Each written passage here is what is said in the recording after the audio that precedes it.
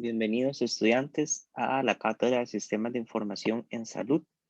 Hoy vamos a tener entonces una clase, un video explicativo sobre lo que es la generalidad de la inflamación, el cual corresponde a la asignatura de Fisiopatología para la codificación de enfermedades.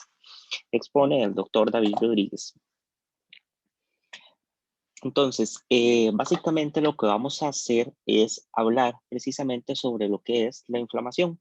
Y esa es una serie de videos en el que vamos a exponer cuáles son todas las características de la inflamación, cuáles son los agentes que producen inflamación, cómo se comporta la inflamación a través en el tiempo y finalmente una vez que remite la inflamación, es decir, que ya no está el proceso inflamatorio, ¿verdad? Cómo el cuerpo activa procesos pero de reparación.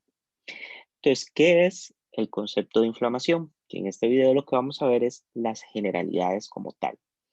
Bueno, la inflamación es una respuesta de los tejidos vascularizados a las infecciones y al daño tisular y va a hacer que las células y moléculas encargadas de la defensa del anfitrión pasen de la circulación, que es donde usualmente ellas están, a las localizaciones en donde son necesarias, es decir, a los diferentes tejidos, a fin de eliminar los agentes causantes de la agresión. Entonces, este concepto tiene varias partes importantes. La primera de ellas es que es una respuesta de los tejidos vascularizados. ¿Qué significa que sean vascularizados? Que es una respuesta hacia tejidos que tengan irrigación sanguínea. Aquellos tejidos que no tengan irrigación no pueden desarrollar mecanismos de inflamación. Entonces, por ejemplo, yo no sé si ustedes han visto en películas o series o documentales, estas personas que se van a ambientes extremadamente fríos y se le empiezan a poner negras, ¿verdad? Primero como moradas y luego negras de las puntas de los dedos de los pies y se necrosa completamente. Necrosis, ¿verdad? Es que se muere el tejido. Ese proceso de necrosis y de muerte del tejido, ¿verdad? Ocasiona que ahí no se pueda dar un proceso inflamatorio, ¿verdad? Uno podría preguntarse, ¿por qué no se puso rojo? ¿Por qué no se inflamó? ¿Por qué no está caliente? ¿Por qué no le duele? Bueno, precisamente porque ya ese tejido no tiene irrigación, por lo tanto no puede desarrollar un proceso inflamatorio y por lo tanto es difícil que podamos desarrollar o encontrar las características de de las inflamaciones en ese tejido. ¿Ok? Entonces, por definición, solo los tejidos que son vascularizados pueden ser susceptibles a inflamación. ¿Y por qué? Bueno, porque vean que lo que más adelante dice el concepto es que las células y moléculas encargadas de la defensa del anfitrión pasan de la circulación a las localizaciones en las que son necesarias. Es decir, las células y moléculas que producen el proceso inflamatorio usualmente están en los vasos sanguíneos, en la sangre, y entonces la única forma de que se dé un proceso inflamatorio es que esté llegando sangre y esas moléculas y células puedan pasar de la sangre al tejido. De lo contrario, no. Segunda parte importante del concepto de inflamación. Dice que la respuesta es secundaria a las infecciones y al daño tisular. Entonces, por infecciones vamos a entender a cualquier microorganismo que genera un proceso infeccioso en el cuerpo. Es decir, usualmente que genera algún tipo de enfermedad. Puede ser una bacteria, puede ser un hongo, puede ser un parásito, un virus, etcétera. Ahora, no todos los microorganismos son perjudiciales, ¿verdad? Nosotros tenemos bacterias que viven con nosotros por mucho tiempo en la piel y estas no están ocasionando una infección. Son bacterias que son parte de nuestra microbiota normal, viven ahí con nosotros. Entonces, cuando existe una desregulación entre el balance entre las bacterias y el cuerpo humano, es cuando se puede presentar un proceso infeccioso y generarse la inflamación. Lo otro es que también puede ser secundario al daño tisular, ¿verdad? Ustedes han visto que se puede dar un proceso inflamatorio después de que alguien se golpeó. No necesariamente tuvo que haber una infección, sino que yo iba caminando, me torcí el pie, ¿verdad? Tuve un trauma a nivel del tobillo y ese trauma a nivel del tobillo me produjo un proceso inflamatorio. ¿Ok? ¿Por qué? Porque ahí hubo daño tisular. Y resulta que cuando se daña un tejido se producen ciertas moléculas que vamos a ver más adelante que también producen inflamación. Tercer punto importante, entonces ya vimos que son células y moléculas que están en la sangre y que pasan a los tejidos. Y cuarto punto importante, ¿cuál es el fin de la inflamación? Eliminar el agente causal. Llámese un objeto extraño, llámese una infección, llámese trauma, etcétera. Es decir, el proceso de la inflamación es un proceso que en la buena teoría debería de beneficiar al huésped, es decir, al ser humano, al cuerpo. Que a veces existen ciertos mecanismos o ciertas patologías en donde los procesos inflamatorios sufren cierta desregulación y eso causa enfermedades, sí, pero eso no es el objetivo inicial de la inflamación. Lo que pasa es que a veces hay ciertas enfermedades que van a producir eso. En general, y esto aplica sobre todo para lo que es la inflamación aguda, existe una secuencia de episodios importantes que van a generar una reacción inflamatoria y ustedes la pueden ver acá. Vamos a tener, ¿verdad? Por ejemplo, aquí microbios o vamos a tejer tejido necrótico. ¿Ok? Cuando alguna de estas barreras es interrumpida, ¿verdad? Por ejemplo, si se interrumpe la piel y entonces los organismos, microorganismos que están sobre la piel entran al tejido que está abajo, ¿verdad? O si estos microorganismos suben por la uretra y llegan hasta la vejiga o a cualquier otro tejido en donde usualmente no deberían haber esos microorganismos, entonces se produce el fenómeno de la infección. En esos tejidos usualmente vamos a encontrar unas células que se llaman como células residentes, es decir, son células que pasan ahí la mayor parte de su vida y ellas están ahí como centinelas, están ahí viendo a ver qué es lo que pasa, esperando el momento en el que algún microorganismo extraño se meta o en el momento en que haya un proceso de daño tisular, como lo vemos en esta otra parte. ¿Verdad? Hay tejido necrótico, es decir, que se murió, y esas células también tienen la capacidad de censar ese tejido necrótico. Entonces, ya sea por parte de algo infeccioso o por ese tejido necrótico, estas células, que las principales son esas tres, el macrófago, la célula dendrítica y los mastocitos, reconocen estas señales de infección o de daño tisular y liberan algunos mediadores iniciales en el proceso de la inflamación. ¿Ok? Estos mediadores iniciales lo que hacen es llamar a otras células que van pasando ahí en la sangre, que se conocen como los monocitos, que cuando salen de la sangre hacia el tejido se transforman en macrófagos, o granulocitos, que también se conocen como neutrófilos. ¿Ok? Y además, ¿verdad? De estas células también existen otras moléculas sanguíneas, ¿verdad? Que son las proteínas plasmáticas, que pueden salir y participar como parte del proceso de inflamación. Entonces, en resumen, hay algún agente infeccioso o tejido necrótico, eso es eh, censado por las células centinelas que están ahí en el tejido. Las células centinelas producen algunos mediadores que van a llamar a la otra respuesta celular, que son los monocitos y los granulocitos, y también más adelante que vamos a ver que hay otras que se llaman los linfocitos, y finalmente también a la liberación de esas proteínas.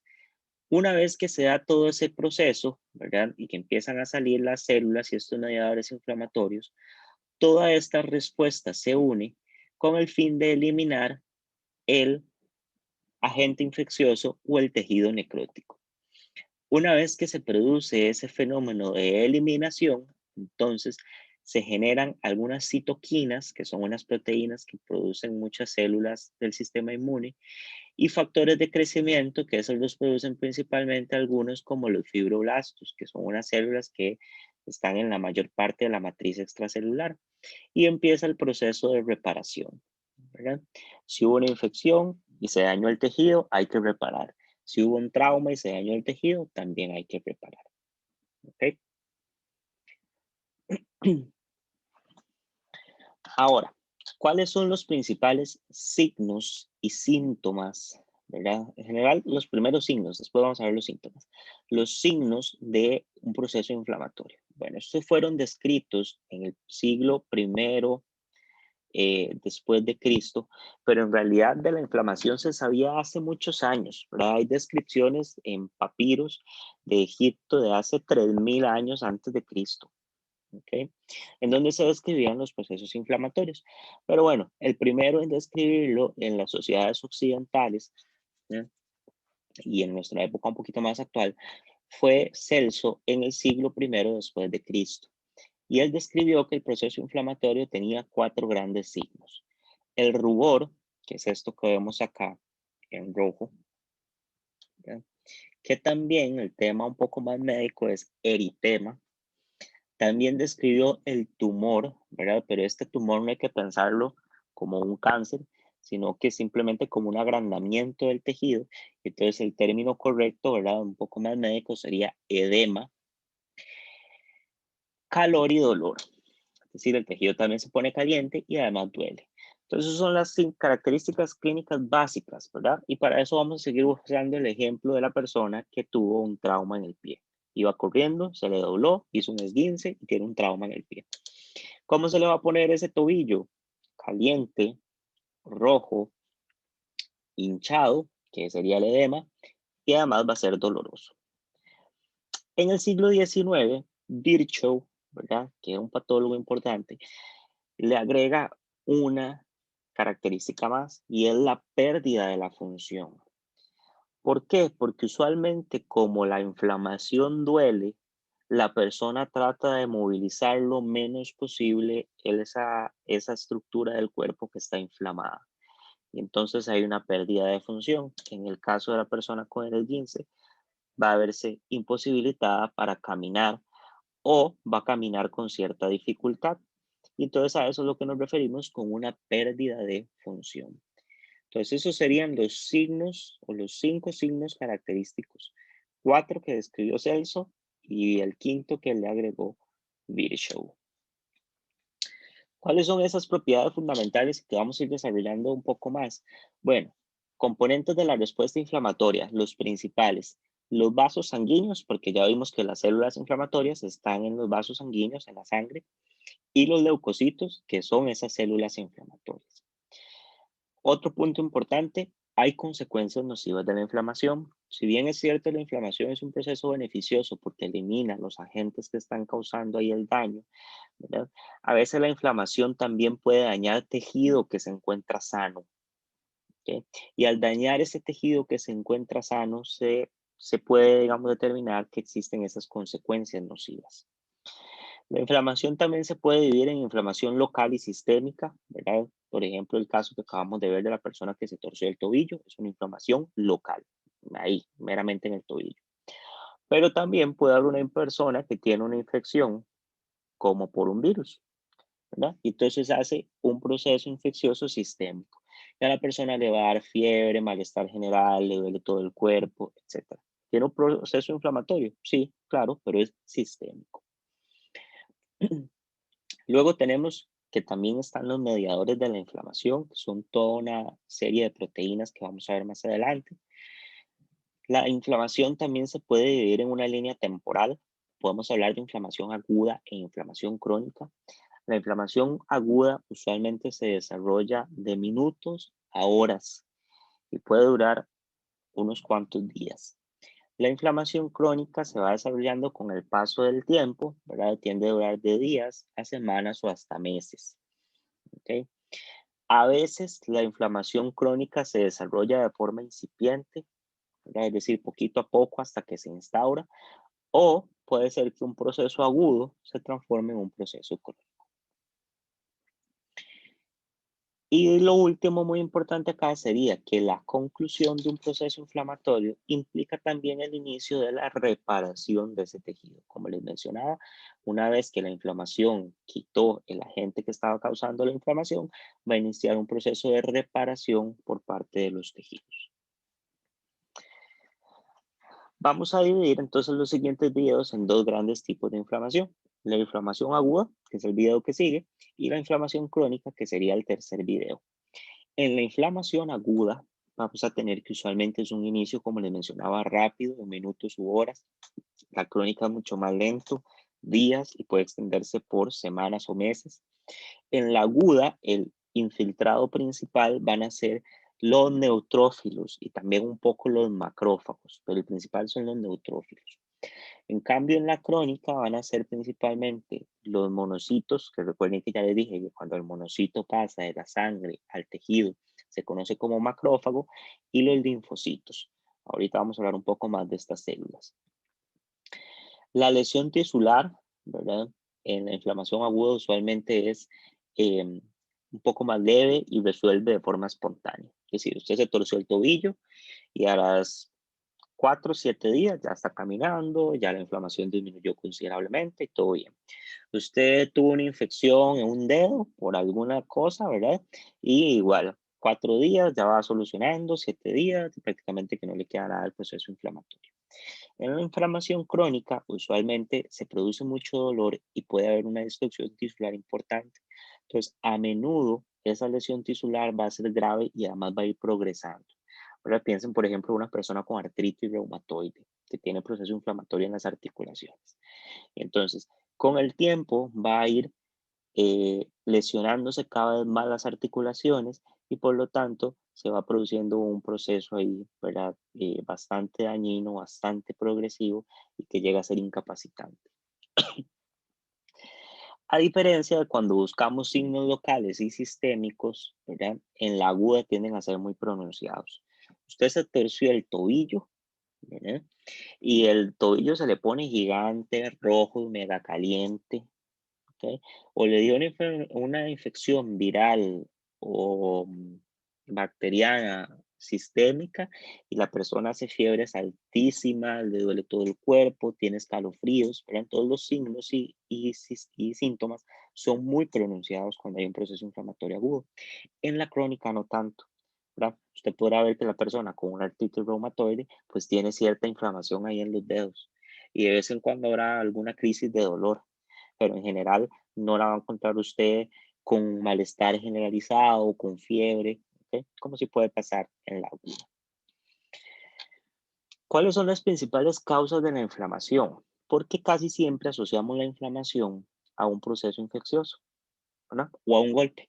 Es como las dos grandes cosas que uno piensa. Y bueno, son ciertas, pero existen otras. Por ejemplo, una de las más frecuentes va a ser los procesos infecciosos, pero no necesariamente tiene que ser por una bacteria. Puede ser por un virus, puede ser por un parásito, puede ser por un hongo. ¿Ok? En general, prácticamente cualquier microorganismo puede generar un proceso infeccioso. Luego tenemos la necrosis tisular, que eso es cuando hay muerte de un tejido. ¿Ok? Ahí puede ser por un trauma, puede ser por isquemia, que isquemia es cuando no llega suficiente sangre a un tejido, puede ser por un daño físico, por un daño químico, ¿verdad? Es decir, una quemadura. Básicamente cualquiera de esas circunstancias que ocasionen muerte del tejido va a producir un proceso inflamatorio. Cuerpos extraños, ¿verdad? Que se pusieron un piercing, que le pusieron alguna prótesis, etcétera, que se estaba usando madera y se clavó una astilla de madera, no se la puede sacar, le empieza a doler, se le empieza a inflamar. ¿Ok? ¿Por qué? Porque eso es un cuerpo extraño que está dentro del organismo y eso va a generar inflamación.